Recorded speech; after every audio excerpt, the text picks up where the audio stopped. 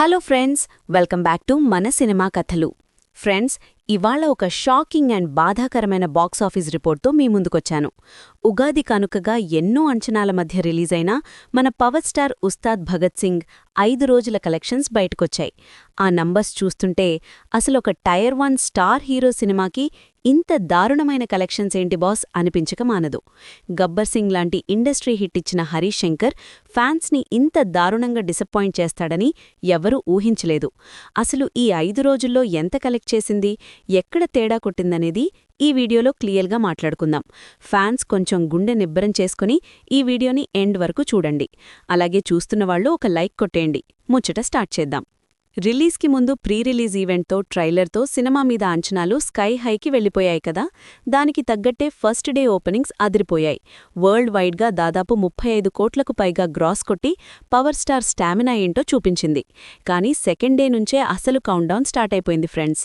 కథలో దమ్ము లేకపోవడం, ఫస్ట్ హాఫ్ రొటీన్గా ఉండటంతో పబ్లిక్ టాక్ నెగటివ్గా స్ప్రెడ్ అయిపోయింది. దీనికి తోడు పక్కన ధురంధర్ 2 బ్లాక్ బస్టర్ టాక్తో దూసుకుపోతుండటంతో ఉస్తాద్ కలెక్షన్స్ పాతాళానికి పడిపోయాయి. మొదటి వారం గడిచేసరికి, అంటే ఈ 5 రోజుల్లో వరల్డ్ వైడ్గా ఉస్తాద్ భగత్ సింగ్ కేవలం 55 నుంచి 60 కోట్ల గ్రాస్ మాత్రమే కలెక్ట్ చేసిందని ట్రేడ్ వర్గాలు చెప్తున్నాయి. పవన్ కళ్యాణ్ లాంటి క్రేజున్న హీరో సినిమాకి 5 రోజుల్లో కనీసం 100 కోట్ల మార్కు కూడా దాటకపోవడమంటే అది మామూలు డిజాస్టర్ కాదు బాస్. నాకు బాగా బాధేసిన విషయమేంటంటే, ఒక ఫ్యాన్ బాయ్గా డైరెక్టర్ హరీష్ శంకర్ టేకింగ్.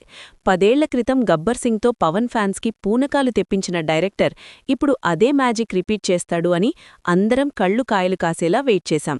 పవన్ లాంటి పవర్ హౌస్ దొరికినప్పుడు బాక్సాఫీస్ని షేక్ చేసే ఒక సాలిడ్ స్టోరీ రాసుకోవాల్సింది. ఏళ్ల తరబడి ఎదురుచూసిన ఫ్యాన్స్కి ఇలాంటి రొటీన్ ఫ్లాట్ స్క్రీన్ ప్లే ఇచ్చి డిసప్పాయింట్ చేయడం చాలా దారుణం. కేవలం Pawan Kalyan screen presence, swag మీద మాత్రమే డిపెండ్ అయి సినిమా తీసేస్తే వర్కౌట్ అవదని ఈ కలెక్షన్స్ ప్రూవ్ చేశాయి. ఫ్యాన్స్కి ఇది నిజంగా మింగుడుపడని నిజం బాస్. ఫ్రెండ్స్, రికార్డులు క్రియేట్ చేయాల్సిన సినిమా ఇలా డిజాస్టర్ ట్రాక్లోకి వెళ్లిపోవడం బాధాకరమే. కానీ మన పవర్ స్టార్కి కంబ్యాక్లు కొత్తవేమీ కాదు. ఆయన రేంజ్కి తగ్గ డైరెక్టర్ పడితే బాక్సాఫీస్ షేక్ అవ్వడం ఖాయం.